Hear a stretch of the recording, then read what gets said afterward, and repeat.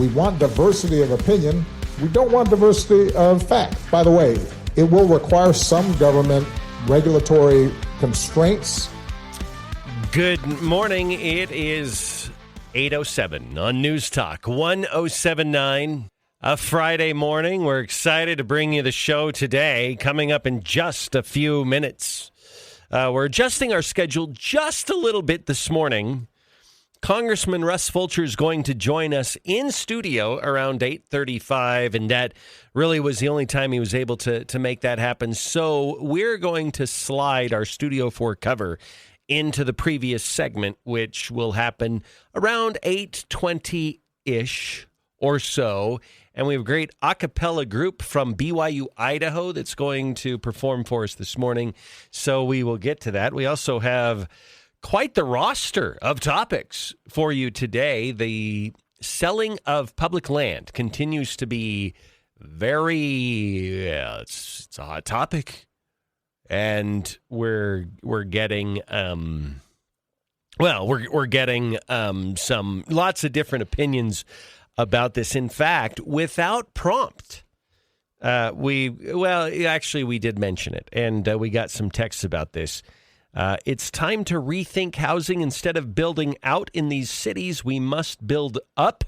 Okay, well, that's when you get urban areas and high density, and then comes crime, and then you got issues if you're going to take that approach. Another one, selling public lands. Humans will not be happy till there is a house or a high rise on every square inch of earth. I don't think that's quite true. I understand the sentiment. And however, I will say that somebody did the math one time. And if you took every human being on the planet and you placed them in one geographic region and you gave each one like 100 square feet, and I'm not going to do the math. I'm hosting a radio show right now. I can multitask, but I can't multitask like that. If you were to take 8 billion people and give them each, now you can't live on 100 square feet. I get that. But if you were to stack them high, as this person said, because I think we sort of have dueling opinions here. I think what we're talking about isn't really density and human. We're talking about way of life and not land value, but our values, our societal values and our cultural values. And Idaho has a particular way of life. Part of that way of life, and I think it's a very important part of that way of life, is the fact that Idaho is 2/3 to 3/4 federal land. Now, I'm not saying it has to stay federal land. I would entertain the idea of shifting it to state control or state-owned property. I don't want all the land that we have here in Idaho to be sold off to the highest bidder. But I think you have some people that are like, oh, that's the libertarian ideal, and government shouldn't own land at all. And okay, that's not workable. All right. We, the people, actually own the land. You can say the government owns land, but it's really we, the people, that own it. And it's a collective asset that we're all using and enjoying. And so this is going to continue to rage. I'll say this, too, and as we learn more about this provision that Mike Lee is putting into the big, beautiful bill, or at least trying to, it may get taken back out because there's quite a bit of opposition to this idea. But as we debate this and look at it, there is a vast amount of misinformation out there about what this is. If you listen to any media outlet, they're trying to make you think that Mike Lee wants to sell off Old Faithful and cap it with a geothermal well and just sell off every parcel of land and private individuals own everything. Which, okay, that's a lie. That's not what Mike Lee's putting in there. But when I say that's a lie, that's also not me saying I'm all in on what Mike Lee's trying to do. I'm saying I'm all in on, let's just tell the truth. let's just be accurate about it. Let's not try to shape the outcome here. Let's just look at truth, see what the proposal is, debate the pros, the cons, the potential pitfalls and benefits, and then let the chips fall wherever they fall. Here's my prediction from a political standpoint, and I'm telling you, my posture is not. I'm not really warm to this idea. I know we need to solve the housing issue. This looks like it may be part of the solution. So I am, but again, I do believe there's a huge risk in opening up a Pandora's box, and with this, and the people with massive amounts of power and influence will leverage it to their own benefit, and that's what I don't want to have happen. So if I were to support it, it just would have to have these ironclad safeguards that it will accomplish these very well-meaning aims like creating affordable housing. But you know what? Even doing that has some pitfalls. I had this thought. If you were to do this and suddenly, let's say you opened up 2 or 3 square miles of BLM land next to a city and allow it to be developed for affordable housing, you have just depleted the property values of the homes within that city. So somebody's going to lose out here. There's really no way around this. You could argue back and say, well, the fact that the federal government has owned so much land next to that city has kept those property values artificially elevated as well. So there you've got that. There's just all sorts of complicated when it comes to this. That's not me saying don't do it, but at the same time, I do hope that this will be a very thoughtful process.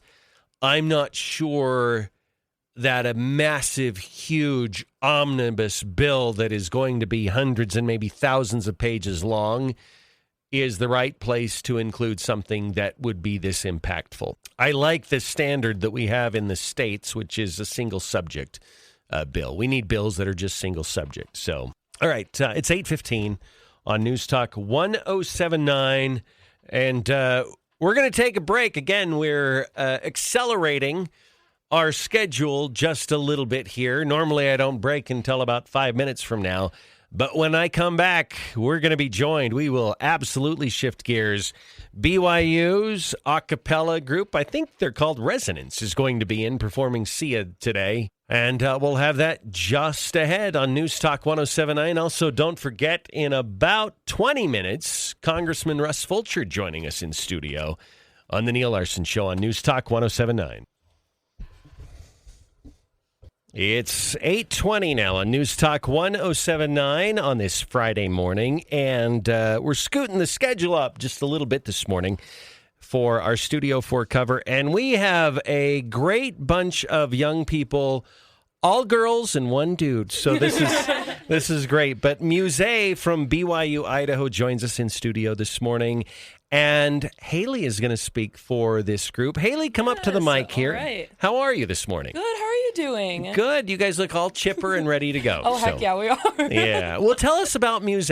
Yeah, so we're all members of the all-women's a cappella group at BYU Idaho, the only all-women's group, of course, minus our beatboxer. But yeah. Yes, and so we've been around for years. I'm the director, and we just have so much fun all together. We do mostly pop music, and we're actually performing tomorrow at BYU Idaho in the Manwaring Center Crossroads at 7 p.m. So June 21st, okay. 7 p.m. tomorrow.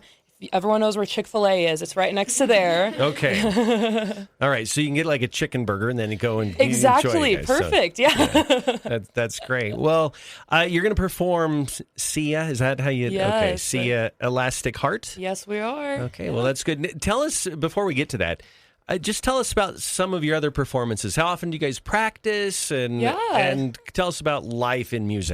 Yeah. So we practice twice a week on Tuesdays and Thursday nights, and then we usually perform either once or twice a semester. We have just our a cappella performances that the school puts on for us, and then sometimes we do other performances, like Christmas time, we do some fun ones. But yeah, we practice, I guess, 3 hours a week, And yeah, we just have so much fun together, and we're practicing for these performances, and yeah, it's a lot of fun. We practice every semester, and we perform every semester. I know our listeners are going to hear you, and they're going to say, I want to hear more of that. Where could they go online to hear more of Muse? Yeah, so we're under BYU Idaho Campus Life Events. So if you go to their Instagram, BYUI Campus Life Events, that's who we perform under at the school. So that's where you might be able to find more information about our performances. And yeah. Okay, where everybody have your voices ready? Are we good to go? So, yeah. All right, BYU Idaho's Muse performing for us this morning.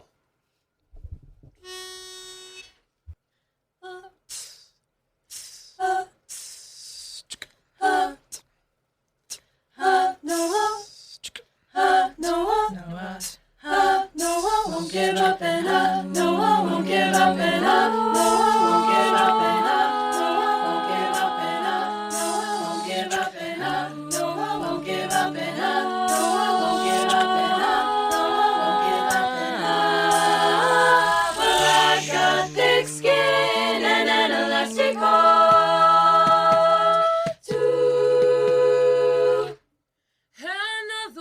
bites the dust.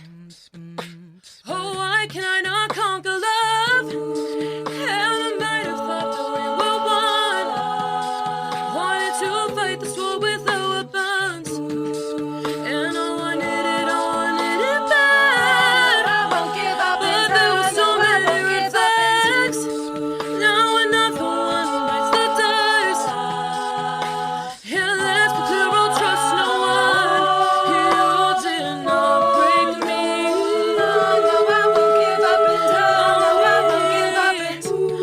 I'm still fighting for peace. Well, I've got thick skin and an elastic heart, but your bleeding might be too short. Tied like a rubber band until you pull too hard.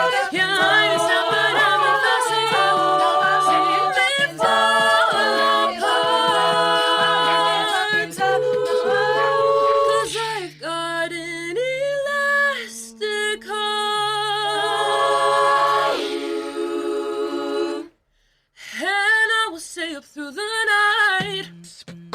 Yeah, let's be clear, won't close my eyes, and I know that I will survive. I had to walk the fight to save my life, and I want it all my life so bad. I'm doing everything I can. Then another one bites the dust. It's hard to lose a chosen one. You did not break me.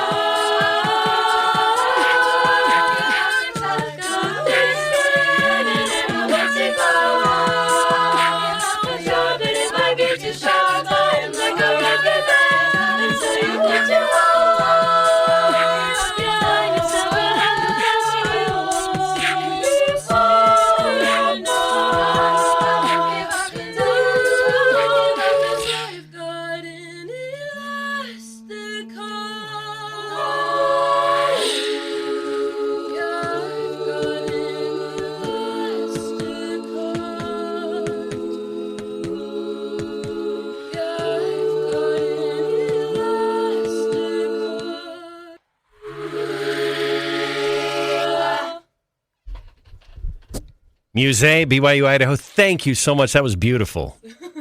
Appreciate it this morning. Thank you for coming in. All right, 8:27 now on News Talk 107.9. All right, it is 8:34 on News Talk 107.9. A very full, robust morning after, of course, our fantastic studio for cover. We are welcoming into the studio Congressman Russ Fulcher. Of course, he is from CD1, and we always love having you on, Congressman Fulcher. How are you? I'm doing good. It's great to be here again. Miss not seeing you on a more frequent basis, but you got to remember, I represent you too. You just can't vote for me. That's true. We wish we could, by the way. Yes. Well, I wish you could too. Yeah. Well, you were talking just off air about life in Washington since January has been, well, different than before. Different is an understatement, but it, for me and the Republican side, is absolutely positively better. I mean, First of all, we got access. Did not have access to the administration in the last 4 years, right? We've certainly got access now. For the first time in my congressional years, this is number 7, believe it or not, we're actually playing offense instead of defense. Instead of just trying to stop the bad stuff, we can actually try to run the good stuff. So totally different world for me, much better. It may be a limited window because I know everyone's talking about the midterms coming up, and this was on my list of mental questions here that I wanted to ask you. What does the map look like for the House next year? I feel like the Democrats are completely discombobbled right now, but there's that political rule that a midterm usually goes the opposite direction of the president's party. Right. Democrats are totally in disarray organizationally. They don't have a leader. They don't have a platform. The things they've doubled down on is all the stuff that nobody in America wants. It's the men and women sports. It's the transgender surgery. It's the open border stuff. However, to your point, if we, as in the Republican leadership, does not deliver, that is problematic no matter what. So I think if things look relatively good in terms of keeping the majority, growing the majority, unless we don't deliver, and starting with this big, beautiful bill and those types of things, if we don't show that we can lead, American people will make a change. Okay. So let's talk about that big, beautiful bill. It passed the House, but the Senate is chopping it up, doing their work on it. As you watch it work its way through the Senate, how are you feeling on the House side, and will you still have the votes, do you think? Yeah, I think so, because here's what's happening, Julie. The Senate is going through the exact same thing the House did. They're grinding it out. They've got the same types of personalities, philosophies, just fewer of them. I think that there's going to be some changes, but they're probably not going to be huge changes. They're going to tweak this, they're going to tweak that, and it's likely going to come back pretty much in the same form. We know that we got to pass this thing. We know there's 4 major components. Tax Cut and Jobs Act has to pass. If not, $1.3 million tax increase. The energy component has to pass. If not, U.S. is not going to be an exporter. The Medicaid has to be reformed in some sense, not cut, but reformed, because the 25-year-old in his mom and dad's basement playing video games was never the target for Medicaid coverage, right? And so to give that a chance to survive, keep the disabled covered and elderly and so on, we got to do that. And we have to show that there is a spending trajectory shift, to shift that spending trajectory down. That bill is not perfect by any means, but it does those things. I think the Senate knows that. The House knows that. I think it'll get passed. So when you look at certain figures in Washington, Thomas Massey's a good example. I think Rand Paul is another example where they look at this just from a very individualistic standpoint, and they just go absolutely with their heart, which sort of goes against, I think, a more Reagan-esque policy, which is, hey, if you get 80% of a loaf, that's better than no loaf at all. Is that a little bit tough to navigate tough with Republicans like that? But you know what? They got a point, right? I mean, now Thomas, I talk to him every day, and you can't argue with some of his points. The SALT, for example, state and local tax, right? There's a SALT provision in there that increases the tax deferral for states that have this really high state and local tax rate that really just benefits New York and California and maybe part of Illinois and Chicago. Yeah. That's it. And so you can make the argument that, okay, by signing off I'm now signing off Idahoans to help subsidize New York and California. That's really wrong, okay? And he'll make that point, and he's right. Back to the bigger picture, we've got New Yorkers in the conference, we got Californians in the conference, we've got Idahoans in the conference, we've got people from Kentucky in the conference, and we have a 3-vote margin. So if you're going to come to a deal, you got to work through the deal. And frankly, I think, and I've told this to Thomas and others, I think we have pushed this as far as we can. And I'll tell you why I think that, because we got it passed by 1 vote. Yeah. If that was as far as we could get that and still get it through. Now, the Senate might come back and that solve might be adjusted a little, and that's great, okay? But he's got a point. I'm not going to argue with him, but at the end of the day, we've got to govern. We're in the leadership role. We've got to deliver. And so that's why I fell on the side that I did. You know, I was lamenting earlier, because this show's all about complaining, and that's what I do. But I was kind of complaining that on the federal level, we don't have the single subject requirement that we have in the legislature for an initiative. And it's tough because I think it's a no-brainer to extend the tax cuts so that we don't see taxes go up on millions of Americans. I think that would probably pass overwhelmingly. I think no tips on overtime, no tips on the lower wage earner. No, you know what I'm talking about. All those things are easily passable, but they have to weld the less popular provisions to the most popular provisions, so it all can get through. And that's a frustrating part of Washington Very politics. much so. You've got to remember, on this particular case, this is called a reconciliation process, and this doesn't happen very often. Last time it did was when we got Obamacare in about 2008, thereabouts. And what it is when you have the majority party in control of House, Senate, and the White House, you have the ability to do this reconciliation thing. And it's really a Senate process, but what it does is it lowers the threshold of votes on the Senate side from 60 to 51. And so that's a relatively rare circumstance, and so that's kind of the reason that there's so much thrown into the same bill. Just if I could point out, though, Neal and Julie, it's actually going to benefit Idaho in a couple of ways, because that no tax on overtime was my bill. And I've been running that for 2-3 years. That came out of an idea came out of a town hall meeting in Sandpoint, Idaho. Wasn't until the president got on it and got in this reconciliation that even had some airtime. We've got other things in there. We've got some geothermal stuff that's really important to Idaho. We got the mandate, or to get rid of the mandate on electric vehicles as part of that. That was my legislation. That's in there. So although I agree it should be single subject, we're probably going to get some things we wouldn't have got independently in that legislation by doing it this way.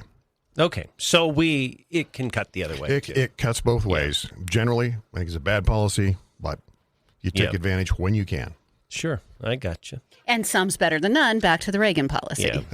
I think so. The alternative is to fail it, right? And then we're stuck. We're high-centered. The wheels are just spinning, and we don't get anywhere. And it's, you can make all kinds of analogies, but sometimes you got to take a base hit. If you're playing baseball, you can't get a home run every swing.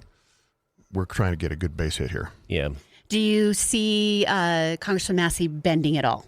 No. And you know what? And this is not a criticism, okay? Same with Rand. They're very similar in how they think, and it's an all or nothing type deal. I stick to my principles, and and they have some flexibility on those things, but no, we just have to work with that, and frankly, take their points, try to learn from it. But rarely are we going to get the vote in that case. Yeah. All right. We're talking with Congressman Russ Fulcher. Super happy to have him in studio this morning. Let's talk about a really hot issue, especially this week. I've heard from a ton of listeners. I'm sure your office is hearing about this. And it is on the other end of the Capitol. Mike Lee has introduced a provision into the big, beautiful bill, the Senate version, that would allow for the sale, very limited, of some of the government's federal lands, Forest Service land, BLM land, and around Idaho, where 2/3 to 3/4 of our land is public and it's part of our way of life, people get very defensive of that. So tell us your thoughts on this, because I think the way the media has presented it is inaccurate, but at the same time, I think we have to step very lightly here. Yeah, so huge topic, by the way, because lands are the long-term issue in the state of Idaho. Whoever controls your resources controls your destiny, and that's just how it is. We are relatively unique on that front because we're one of only 5 states with more than 50% public land in our borders, and really only one of 3 that have a tremendously rich mineral, timber, grazing, all that stuff. And so we're kind of unique in that sense. But in this case, I don't know this for sure, but I suspect heavily that it's really not Mike Lee that is pushing this envelope. I believe it's the president. And the reason is because the president is a business guy. He sees all these federal resources that we don't have the capacity to manage. And he sees that as a massive asset and a potential tool to reduce the debt load in the Treasury. So I think that's where I've talked to him about this. And so I have a little bit of an idea of where his mind is. He's a business guy. That's how he looks at it.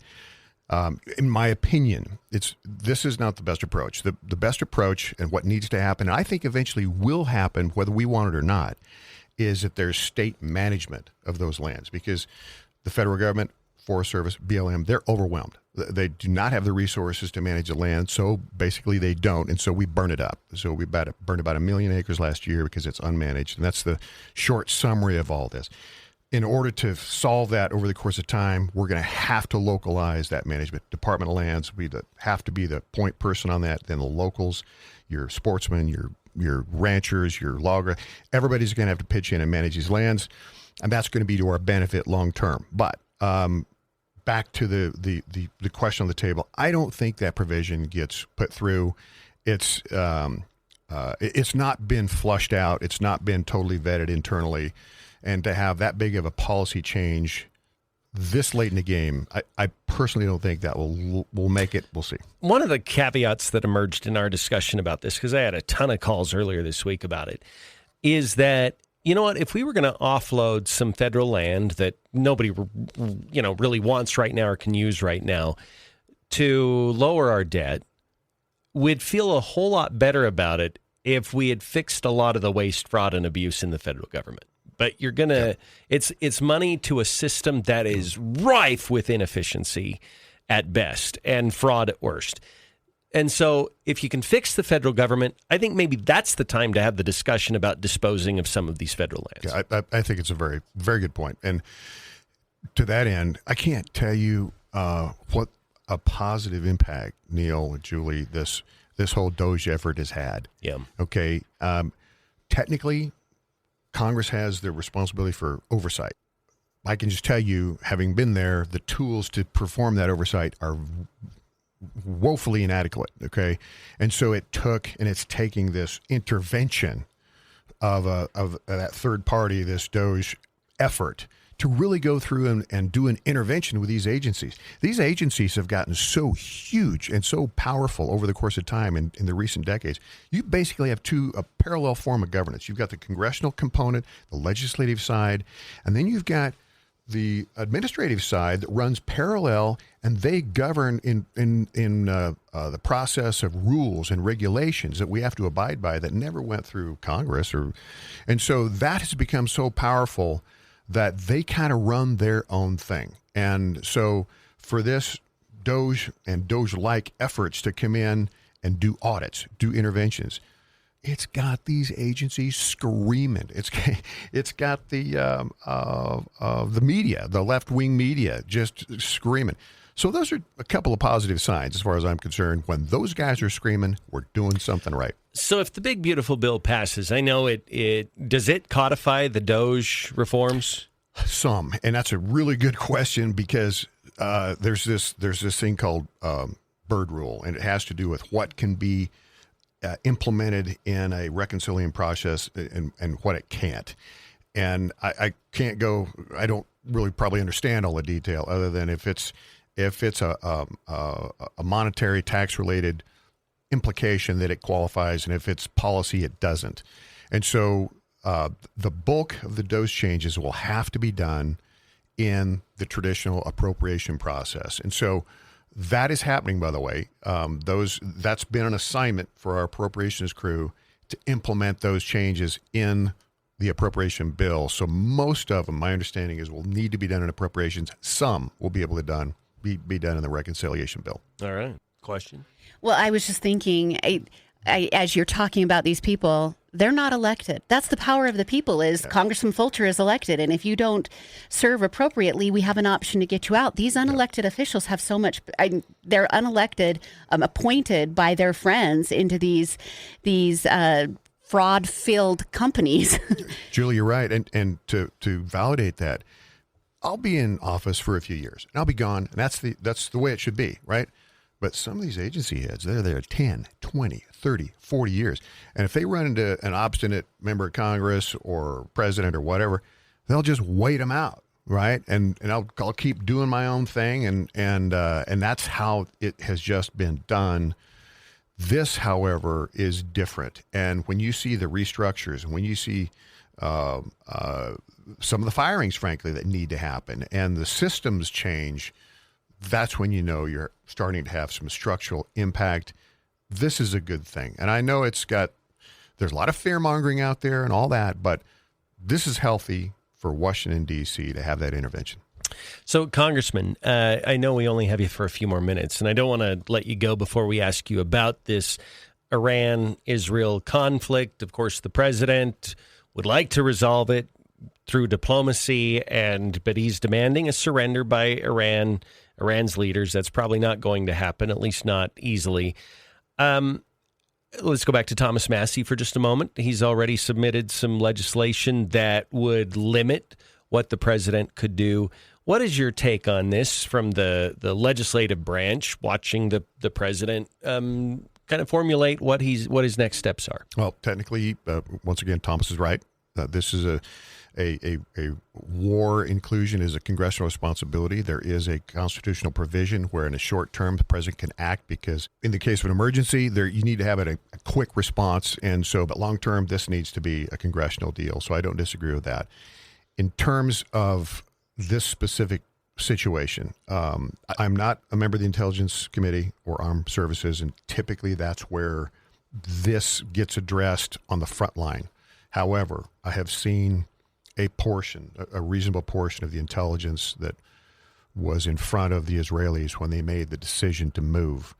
And there's three components in there that I don't think are classified, that I can just general subject line tell you is what triggered this. Number one, for 6 times in a row, Iran basically gave the U.S. the finger on attempts to trying to get some kind of an agreement done to cut the enrichment. Number two was there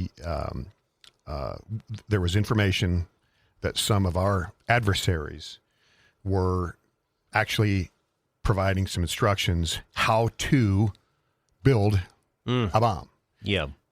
And number three, there was very good evidence that there had been enrichment levels that had been achieved that were applicable to a bomb type application. So when that all came together and more than one source validated it, Israel didn't wait. And I, for one, and I don't even know if the president knew for sure that was going to happen. And they moved. Here's a country that's 9.7 million people, smaller than the state of New Jersey. You could put almost 10 Israels in the state of Idaho. Okay, so we're not talking about a big geography here. Yeah. And they are 1,000 miles away from the entity that says they're going to take them off the map. That's like Boise to Los Angeles. So if you can just put that in your mind, they are really in a touchy situation. And I can't say that, as a policymaker, that I would have done exactly the same thing. I don't know that because I don't have all the facts. Yeah. But I can tell you from a general level, I know why they did it. And these guys in Iran, these are bad dudes. I mean, they are the worst of the worst. And so we will benefit, frankly, by Israel's actions, because this is going to limit Iran's ability to fund terrorism against us, too.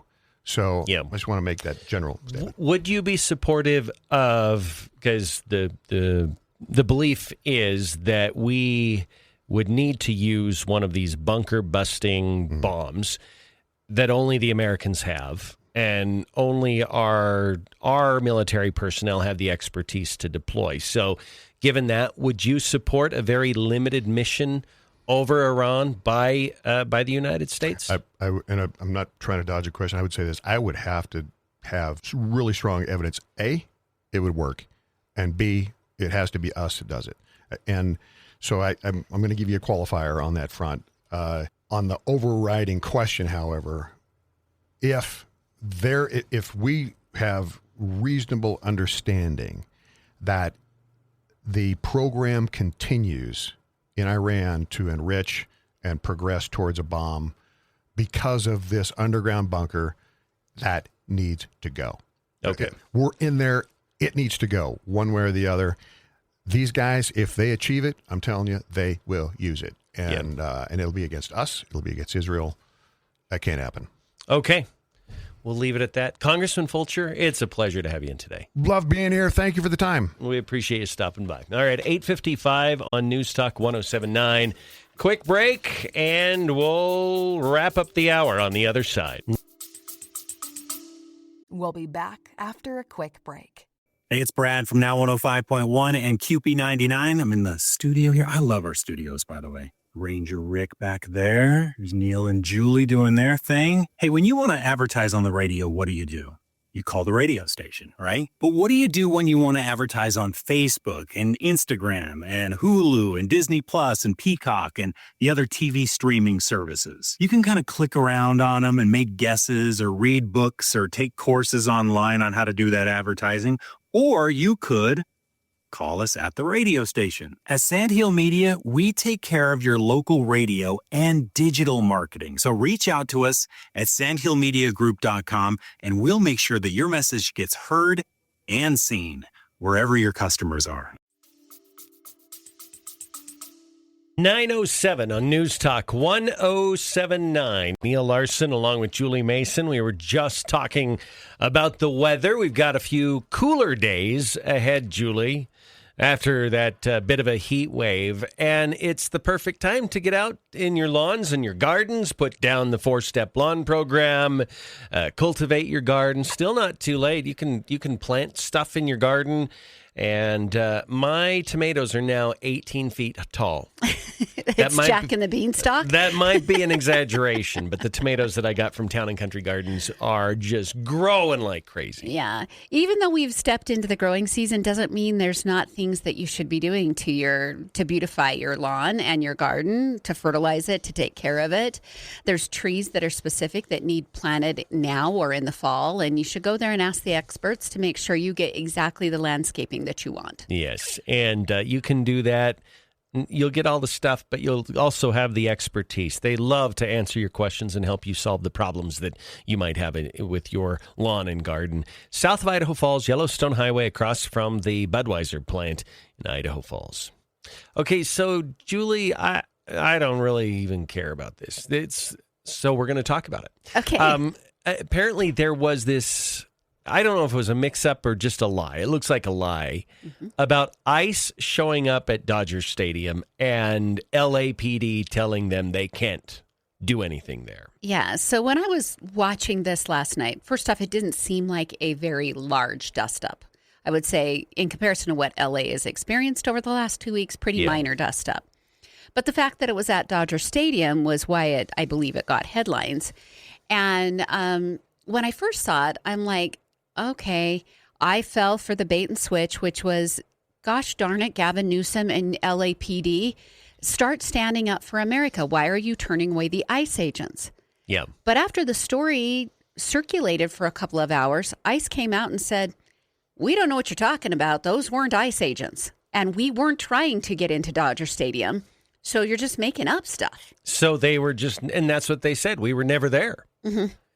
So was there a story? It was a different agency, just not ICE? Was it Border Patrol? Or, I mean, do we know the truth here? I don't know the truth yet. They might have fleshed it out by now. So it might be there. But my take on this is I think that Gavin Newsom, Karen Bass, some players in the LAPD, some county sheriffs, they're just trying to get as much mileage as possible out of these riots. And if they start to die down, that doesn't feed it for them. So I think that they might be creating some. So the Supreme Court did rule, speaking of California, that Gavin's wrong, Donald is right, and Donald can deploy the National Guard to the streets of L.A. and within California. So take that, you jackwagon. Darn it, your court system didn't work this time. Yeah, that's true. And so it is decision day at the Supreme Court, so we're keeping an eye on. I'm not really sure which cases are up today, but we'll keep an eye on. You never quite know until they actually get released. So we'll keep an eye on that. There was a hearing. See, the problem with this, Julie, is there's so much. The whole Biden, Democrat, they give us so much to work with, it's hard to keep up with sometimes. But they had a hearing in the Senate over Joe Biden's dementia and the subsequent cover-up by the media and by the Democrat Party. So this is Senator Katie Britt, and she takes it to the Democrats. And, let's do this. Oh, thank you. Look at what the Democratic Party...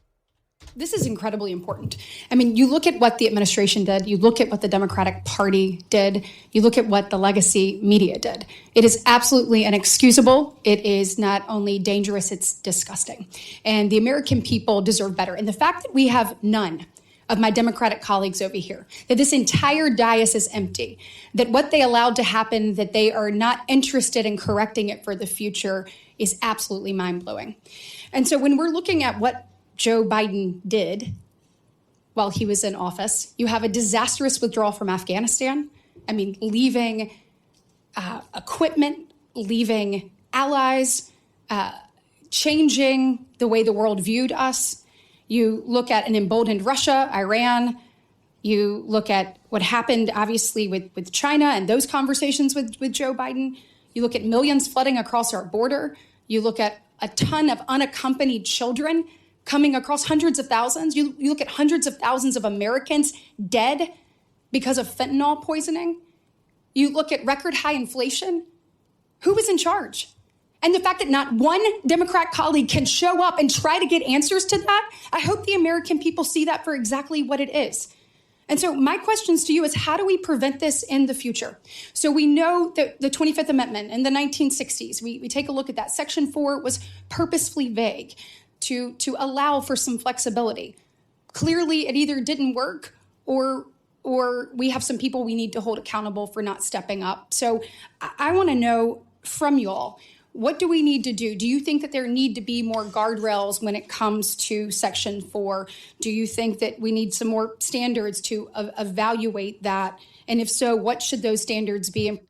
Okay, so Katie Britt's right. Something did not work this time around. Either it was the Constitution, something's inadequate about the 25th Amendment, or the Democrats just failed to do their duty. The cabinet under Biden failed to do their duty, because I think there is this growing consensus now. Look, if you're not qualified to be a nominee for president, you're definitely not qualified to be the president. And that is the position they took last year. Now, I guess maybe they would say, well, we graciously allowed him to finish his term. So, but, you know. At what risk for the country? Absolutely. That's a great question. And furthermore, that the Democrats now want to play this avoidance game and pretend it's not there. Chuck Schumer was asked about it in the hallway in the Senate. Here's his answer to that, which is really a big non-answer. What do you make of the Republicans holding this hearing on President Biden's cognitive abilities tomorrow and talking about the 25th? This is the kind of coarseness that America doesn't like, and they're just unrelenting in diversionary actions. This has nothing to do with cutting Medicaid costs, cutting Medicaid help, helping clean energy, keeping hungry kids fed. Okay, Chuck, we can walk and chew gum at the same time. That's the first thing. You can't just focus on one thing. But secondly, how long did we have to sit and listen to them whine and moan about January 6th and their stupid sham of the hearings that they held? taking us away from issues that Americans actually cared about. We don't need this lecture from Chuck Schumer. We don't need this lecture. And don't ever talk to me about kids going hungry when you kill kids in the womb. Yeah. So just stop. Stop using them for your political gain because you really don't care. They're human shields to the Democrats. Yes. Yeah, you don't care. So, and your point about January 6th is spot on. We had to endure. And we were expected to sit down, shut up, and watch it in prime time. Yeah. It wasn't just everyday hearings like this one was that most of the American public didn't even have a clue was going on. Yeah. Get over yourself, Chuck. Well, and here's the thing. Republicans, if we want to make this comparison here, Democrats were fully invited to this hearing about the cover-up of Joe Biden's decline. They voluntarily did not participate. We were willing to participate in the January 6th hearings, but they would not allow Jim Jordan to be there. Yep. They hand-selected a couple of turncoats in Liz Cheney and Adam Kinzinger so they could control the outcome, so that the hard questions would not get asked, because they had a cover story that they needed to maintain. And Jim Jordan would not have allowed that. But Liz Cheney, willing participant. Adam Kinzinger, willing participant. You used the word gracious. Like, we were being gracious to Joe Biden to let him finish out his term. When did gracious ever enter the Democrats' vocabulary? Yeah, that's true. Up until that is not even anything that they do. They're not gracious about anything until it comes to them covering up something. And then, that's a higher standard. We live a higher law. Yeah. We're gracious. So given their current position of just being horrible, if you were a Democrat, would you have attended that hearing? Because this is a very uncomfortable issue for them. It's super uncomfortable, but I think it's your job. Yeah. I think you're failing at your duties if you don't attend a hearing. Yeah. Like, if you were supposed to be there, you're on this committee and you're assigned to this committee, that we might have one or two people who had conflicts. Maybe they needed to be on a different committee working or whatever, but the entire Democrat side was not there. Yeah. You're not doing your job. That's true. That's a good point. You have one or two that might miss it. And quite frankly, they do things all the time that are distracting away from things like Medicaid and blah, blah, all the things that Chuck mentioned. It's just we know that they know that this is a political liability for them. Maybe one of their worst. And America, I think we saw this with the election of Donald Trump. I think it's the Republican Party's job as we enter into the midterms to continue to remind the American public of the gaslighting operation that was necessary to keep Joe Biden in office, and then they gaslit us during the presidential campaign in doing the switcheroo and installing Kamala Harris as their nominee. They don't want everyone reminded of that. So they do want to move on to these other issues that Americans really care about, but they haven't addressed the issue. There's been no reconciliation of their behavior during the Biden cover-up years. Look, I can give us a real-life situation of this. Remember when Coors Light, it was Bud Light, right? That did the Dylan Mulvaney. Yeah. Okay, big marketing failure there. Mm-hmm. Let's pretend like they figured out the marketing failure 5 to 6 weeks in. But they ran it clear until January because they wanted to be gracious to those who developed the marketing campaign, those who created the ad campaign. We like them. We're going to be gracious to them. And we understand this is failing, but because we're gracious, we're going to keep it going. And then after they end the ad campaign, way too late, they hold a meeting to try to determine what did we do right and what did we do wrong with that ad campaign. And all of the people who created the ad campaign don't show up. Yeah, right. This would never fly in a private company. It's cowardice. That's really what this is. It's cowardice. The Democrats essentially, with their absence, tacitly admitted we don't really have any defense for what we did. Yep, they're failing at their jobs. Yeah. Marsha Blackburn, she, at this very same hearing where the Democrats didn't show up, she brought up some excerpts from the Tapper Thompson book. Listen. A Biden staffer told the authors that Biden just had to win and then he could disappear. And I fully believe that because of that overreach and that flippant attitude that much of his staff had toward policies of this nation, to people in the administration that chuckled about tossing gold bars off the Titanic. They knew they were going down. They knew they were going to be found out. And they probably knew at some point there would be a hearing like today, and the other side of the dais would be completely empty because no one can defend what they did. Mr. Wold, I want to come to you for a moment. By the way, this is Theo Wold. Yeah. Who testified here. Mm-hmm. And talk about something that was really a disturbing revelation from the Tapper Thompson book. And you know, this is part of the thing. Now we're finding out the media was all a part of the joke. They were part of the ruse. They were part of the fraud that was pushed forward. A Biden staffer told the authors that Biden just had to win and then he could disappear for 4 years. That's all they needed to do. It's all he needed to do. We just need him to win. We need a household name that people will vote for, but we're the ones that are holding the power here. Mm-hmm. It's so deceitful to think that that was the plan. And I feel like we were doing our best to try to figure out what the plan was, right? Mm-hmm. We don't need to just go back to the point when Biden exited the race. Months prior, we were like, wow, we really thought they would remove him and install Kamala so she would have the power of the incumbency. And they didn't do that because they knew their only win was to somehow buffalo the public and keep him in and just get him elected. Yep. And then they'd have 4 more years of controlling everything, meaning the powers that be would have 4 more years to control everything. And they could hide Biden in the basement. It wouldn't matter. Yeah.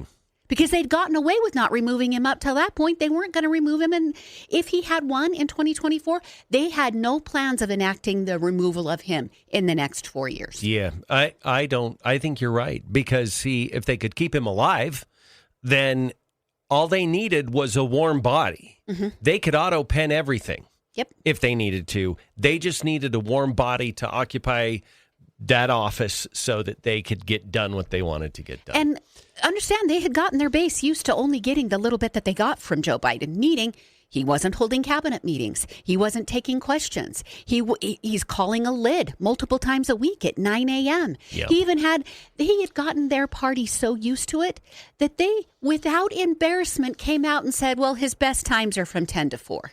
Yeah.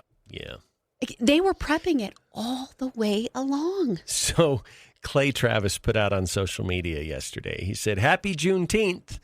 And it was the video of the White House where Joe Biden's just standing there gazing around. He has no clue it's clear he has no clue what's going on. And Kamala's awkwardly dancing next to him. And I thought it was great. We just need to be continually reminded of this. And I hope, you might think this is a lousy thing for the Republicans to do. I don't really care. This is about the future of the Republic. That party is an existential threat to the Republic. When they will lie about the capabilities of the president of their party, when they will auto-pen things, I mean, right there, that's a coup. That is an insurrection when you look at what the Democrats had been up to during the Biden years. It's the whole January 6th thing and their response to it. I think it was projection. I think they were saying, Republicans are committing an insurrection. MAGA's committing an insurrection. No, in reality, getting a dementia-ridden president across the finish line so you can control him and get your own agenda accomplished, that is the insurrection. Yeah, we need to be running ads reminding everyone of what was going on. On one of the TVs this morning, they were replaying the footage from the George Clooney event where Obama had to reach over and grab Biden's hand to lead him off of the stage because Biden didn't know what he was doing. Yeah. It was the wide angle of it. There's no way to doctor that video. That is 100% proof. This man did not know what he was doing in his day-to-day life. No, he didn't. He didn't. All right, it's 9:25. We've got to take a break. We'll come back really quick, Julie. I want to throw an idea by you. Do you think Republicans should start over celebrating Juneteenth every year, but we frame it as that's the day the Republican Party emancipated the Democrat slaves? Mm-hmm, sure. Why not capture the holiday? I think we should. Yeah. I think we ought to do it. We'll be back after this.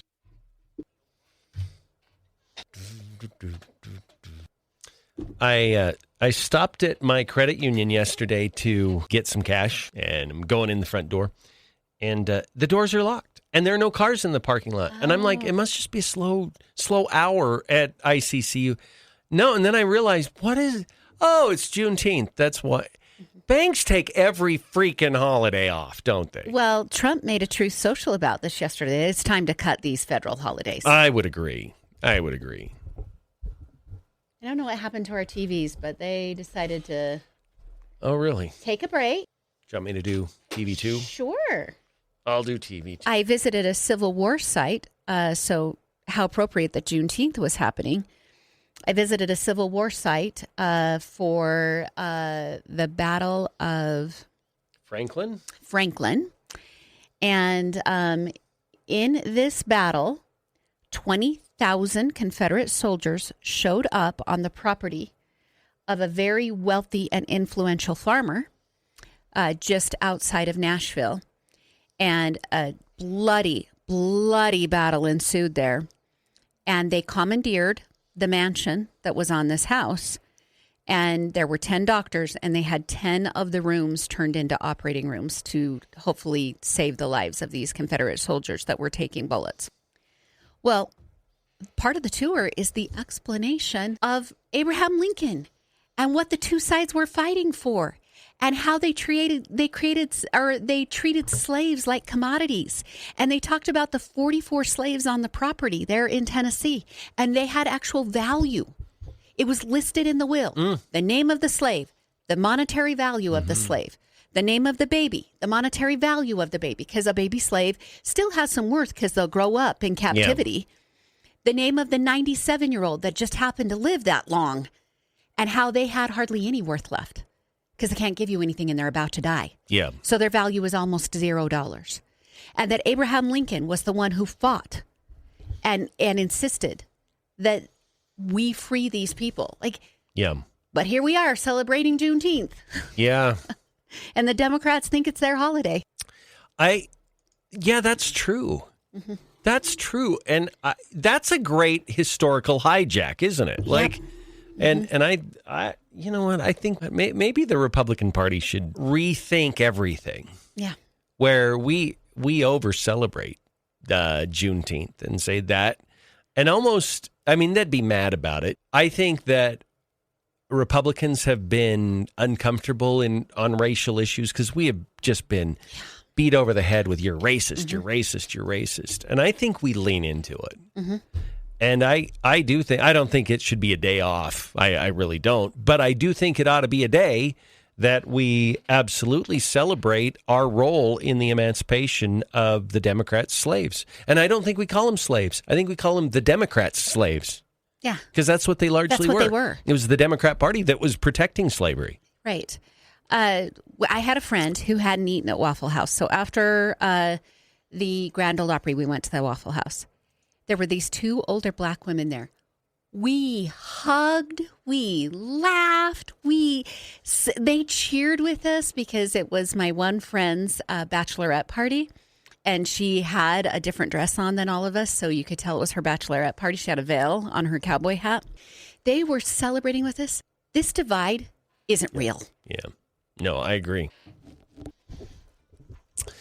9:30 on News Talk 1079. I am gonna eat some beef or hot dogs or both this weekend, Julie. Great idea. Yeah, I'm gonna have more than my share of protein from Grand Peaks Prime Meats this weekend. Perfect place to get it. If you go to gpprimemeats.com, I'm going to say it again, gpprimemeats.com. They have a grilling package there. and you've gotten the grilling package. It's phenomenal. It is great. Yeah. They make it so easy for you. They just put it together, and you can either have it delivered in the Idaho Falls area for free if you spend more than $75, or delivery anywhere for just a small surcharge. It couldn't get easier or tastier. So we just had Father's Day, right? And I found I don't know how it made it to an obscure corner of the freezer, but found a package of the jalapeno cheese hot dogs. Oh, good for you. They are so good. So good. So that's just one option. They have many, but that's one. Yeah, and you don't have to do the packages, even though they're all put together for you, so that's awesome. But you can also, if you want something specific, like if you have a holiday or a party to do and you need prime rib, call them.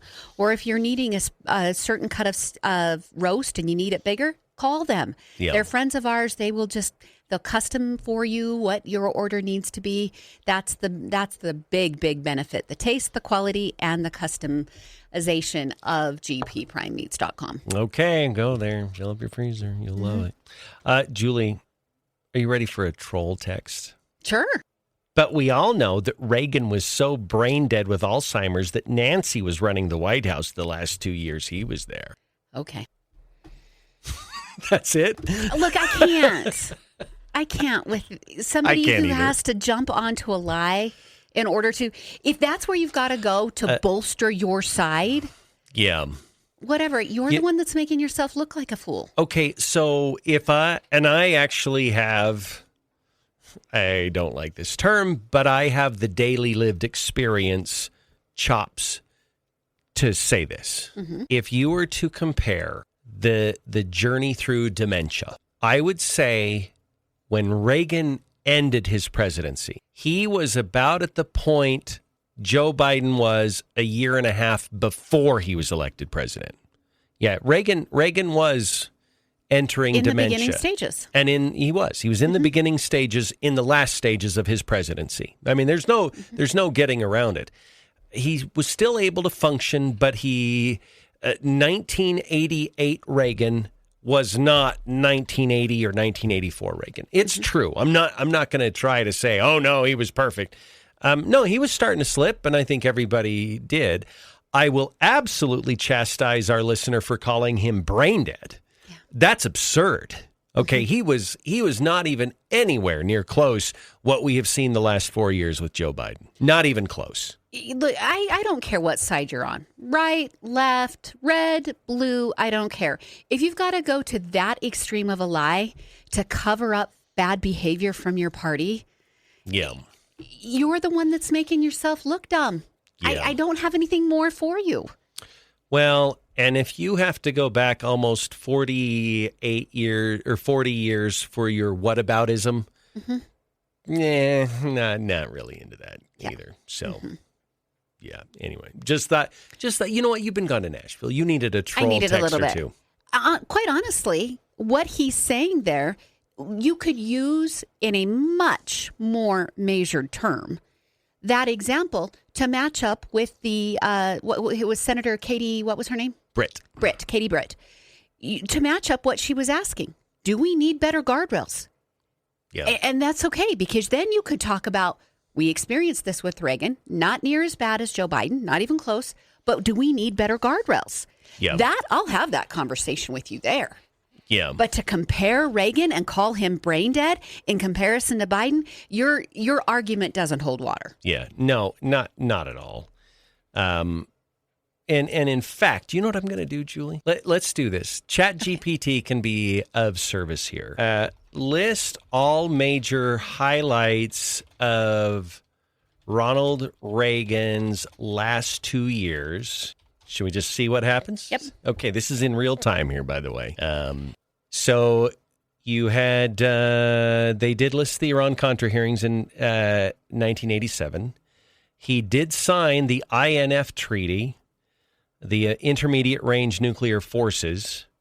He gave the Tear Down This Wall speech June 12th of 1987. Listener, are you going to make the case that Ronald Reagan was brain dead when he told Mikhail Gorbachev to tear down this wall? And he could make a speech without massive teleprompters and without saying the wrong words and slurring like that. Like, they're not even comparable. It's not even close. Mm-hmm. Julie, why do these people text in and beclown themselves like this? Well, because quite honestly, and we went over this with Congressman Fulcher, it's all they've got right now. That's true. They're really in deep. Yeah. And they're just trying to grab a life preserver anywhere. So that's what this texter is doing. He's trying to get some oxygen somehow. It's a failed attempt. Well, and you know what? History keeps receipts. This was in the summer of 1987. Election year was the following year. Okay. And so this was a year and a half. It was less than a year and a half before the election that George H.W. Bush won. Yeah. Okay, so, yeah, Julie, I can't take these people. They're not serious people. They're not serious people. But they write the campaign commercials for us. They really Because do. what he says, this person that's texting, what he is saying, I wouldn't be surprised if one of these outrageous Democrat lawmakers says near the same thing.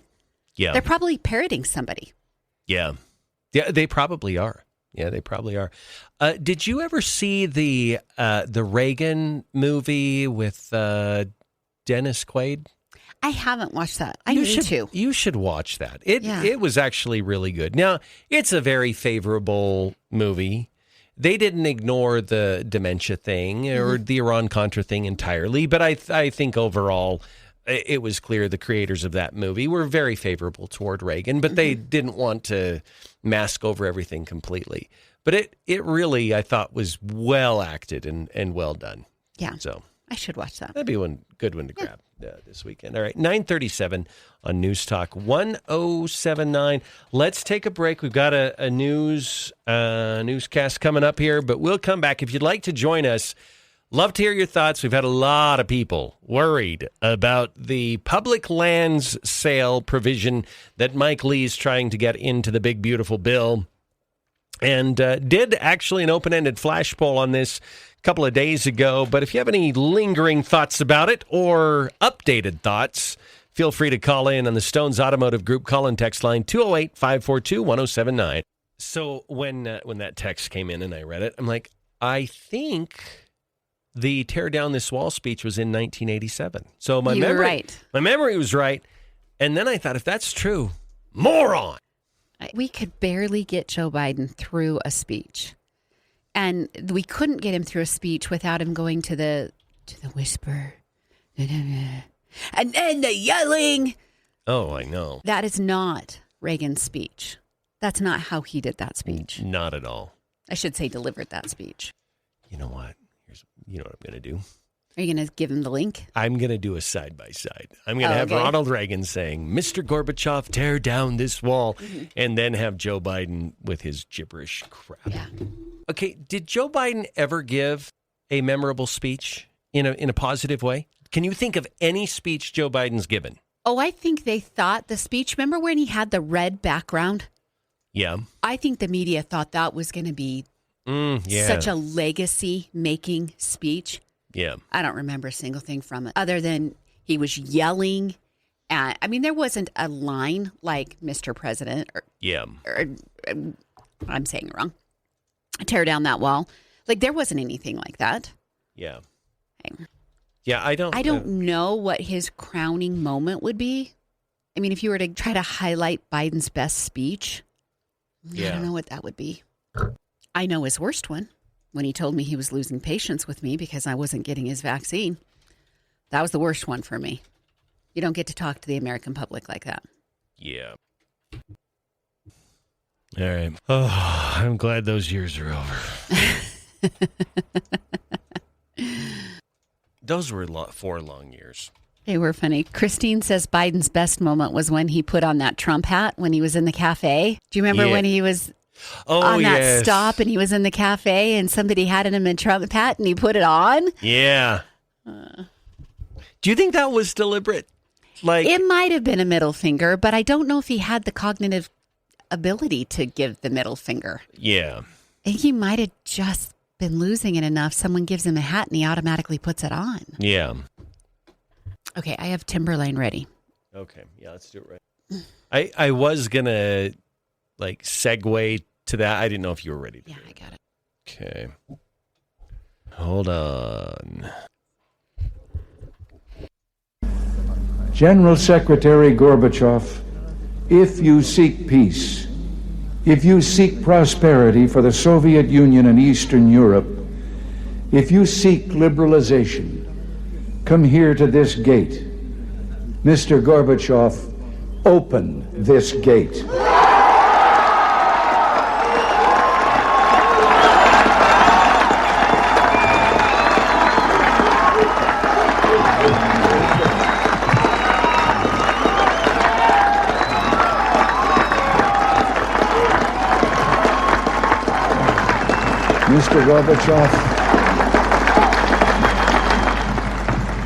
Mr. Gorbachev, tear down this wall.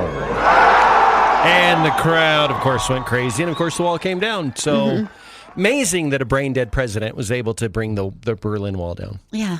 I don't know how he did it, but without a teleprompter, with the, just talking and I don't know how he did it. Okay, that listener got in my head, Julie. Yeah, so don't let that happen. Let's talk about something. Well, you know what? I'm actually going to talk about wellness. So this is a good transition because we need some better things than getting upset about texts.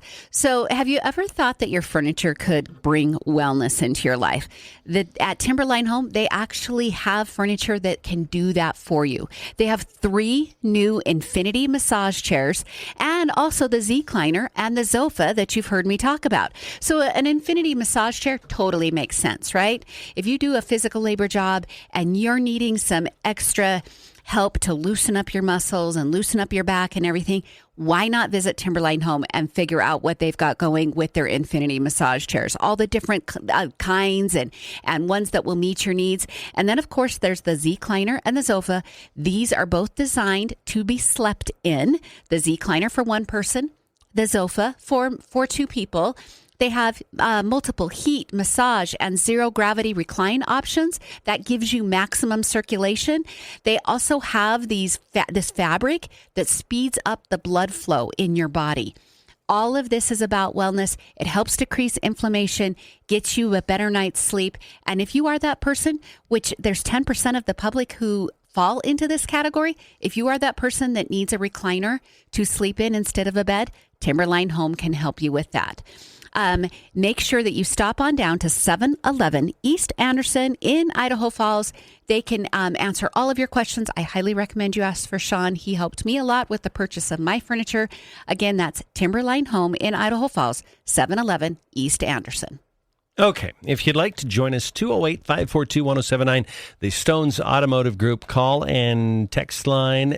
Julie, this story, can we go to Texas for just a moment? Sure. I mean, you got the hat and everything. I do. So, it's appropriate for me today. Yeah, this is a Texas lawmaker talking about what Texas Democrats are trying to do. Senate Bill 38 going to the Texas House, and this bill seeks to keep squatters out of our house.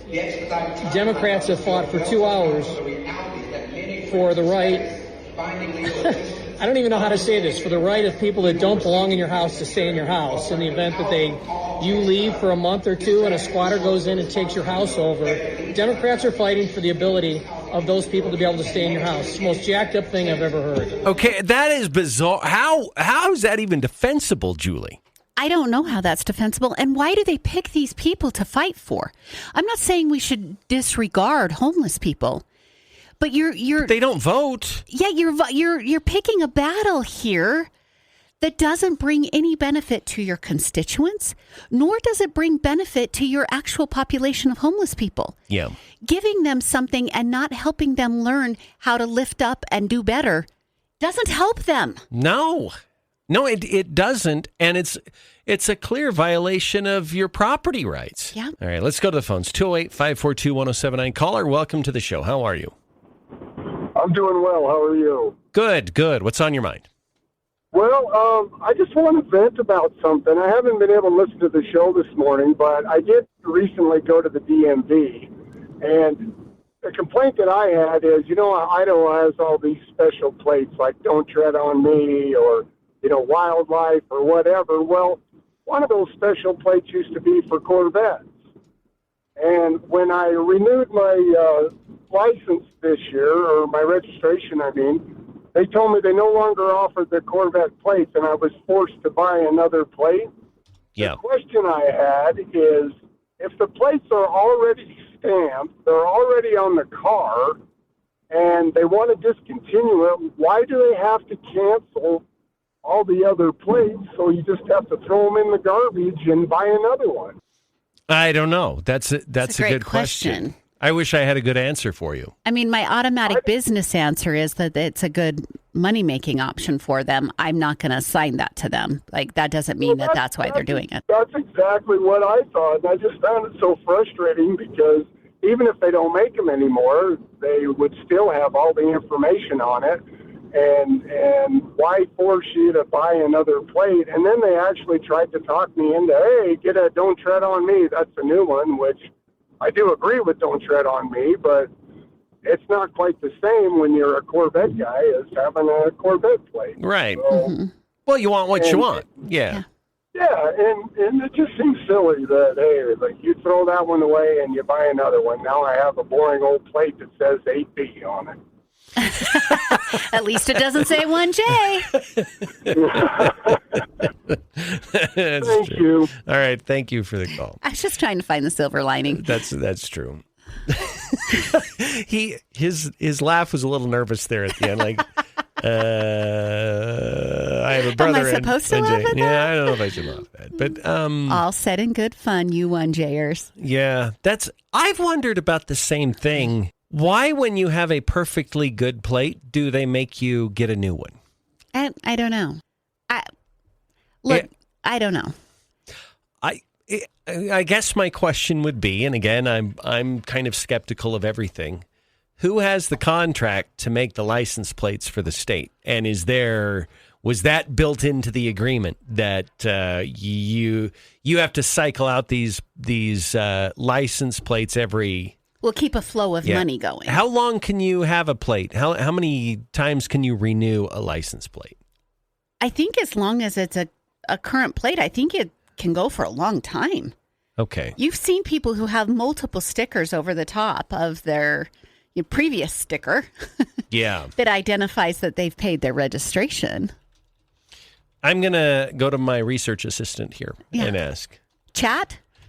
His name is Chad. Chad GPT is his name. So actually, we'll go to the phones really quick. Caller, go ahead. How are you today? I'm doing fine. I just wanted to comment on the land issue earlier. Yeah. If we turn that over to the state, which I would prefer, then the state sets all the restrictions on it when they sell it, and they're accountable to us, whereas the feds aren't. Yeah. I'm a member of a Jeep club, and we're fighting constantly to keep our trails open with the Forest Service and the BLM. And we had the snow machine issue decades ago up in Island Park, and it's just be so much better if the state had it. The state puts covenants and restrictions on it. They decide who can buy it and what can be done with it. You put a covenant on it and says, hey, this is farm ground. It has to stay farm ground. Yeah. And they could even time it, a generation, 40 years, something like that or whatever. Yeah. And the inflation deal is, if you look at it, it's a real thing because we're, only 40-some% of the state of Idaho is actually available for private use. And it would be a boon to get rid of that. Yeah. As to Reagan. Really quick. We're about 10. You got about 10 seconds. We got to take a break. All right. Everybody ought to think about how Reagan would have been handling the Ukraine issue. I think it would have been. All right. Thank you for the call. Oh, we got to go. See you. We'll be back after this. The call was fine until then. Really valid points till we had to go to Ukraine. Yeah. Okay, we need to do Town and Country. Ba-na-na-na-na-na. You do the next part. Oh, wait. Say it again. I went ba-na-na-na-na-na. How does it go? I don't know. That's what I needed you to do. I think it's repeated again. Are you a Katy Perry fan? Yes, I was in Young Astronauts, so I really like all astronauts. I admire every astronaut. So, yeah, I guess I am. Sure. I was going strictly off her music prowess, and I'm not a big Katy Perry fan. She's not my thing. She probably has 3 or 4 songs that I like. It's too sugary, too poppy, I don't know. I got you. Yeah. Yeah. 7 years, by the way, for the license plates. So that's what because somebody did send in 7 years, and then somebody sent in 6 years. Yeah. And that's a car plate. Like there's others that, like a trailer plate can go longer. Oh, okay. Or a motorcycle plate, I think, can go longer. Yeah. At least that's where it's leaning in the text. Okay. 2 minutes when this is done. So 57. Okay. Yeah, we'll have, let me see if I can move one of these. Yeah, I can move that. Okay. We are so full. That's a good problem. I can't even tell you how advertisers just want to be part of this. It's a good problem to have. Yeah. Also, not to give the Ukraine guy any love, but it is a completely different world in 2025. You can't ask early 1980s President Ronald Reagan. Yeah. And the way that he handled foreign policy to then make that applicable. Right. For the last 3 years. You can't. No. Okay. Someone said people like the old stamped plates. Yeah. I thought the stamped plates were cool. I did too. They're probably more expensive to produce, though. I think they're more expensive, and I think they're harder for the cameras to read. Oh, that would make sense. Yeah. 9:57 on News Talk 107.9. This weekend would be a great weekend to get your lawns and your gardens all up to snuff. Get the gardens planted, get the lawns mowed, fertilized, and started on the 4-step lawn program. Perfect weekend for that. Also, they have other things there, like bird feeders. Like maybe you've got your lawn exactly where you want, but you want a really cool way to adorn your lawn and have more birds show up. That's there. They have potted plants. They have so much extra for your lawn and garden. I didn't even realize they had bird feeders. Mm-hmm. Yeah, that's a great idea. Yep. All right. Okay. Town and Country Gardens, south of Idaho Falls on the Yellowstone Highway across from the Budweiser plant. Stop by. Tell them that Neal and Julie sent you. Also, join us for Facebook Live. Julie and I stick around. Most days, we stick around for a few minutes afterwards on Facebook Live. And if you text the word live to 208-542-1079, we send you the link instantly. So, everyone... looks like a little bit of cooler weather this weekend. Enjoy it. And Julie and I will be back on Monday morning right here on News Talk 107.9.